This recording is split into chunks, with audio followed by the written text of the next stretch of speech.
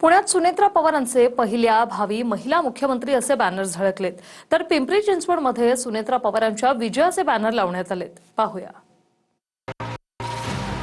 पुण्यातल्या market yard परिसरात उपमुख्यमंत्री सुनेत्रा पवार यांच्या समर्थनार्थ कार्यकर्त्यांनी बॅनर लावलेत. महाराष्ट्र राज्याच्या पहिल्या महिला भावी मुख्यमंत्री सुनेत्रा वहिनी पवार असं बॅनरवर लिहिण्यात आलंय. हे पक्षाचा असतो, अजेंडा असतो. सुनेत्रा पवार मुख्यमंत्री झाल्या पाहिजे, त्या पक्षाच्या नेत्यांचं मत असेल तर त्याला काही असं गैरसमजुतीतून काही घेण्याचं काही कारण नाहीये.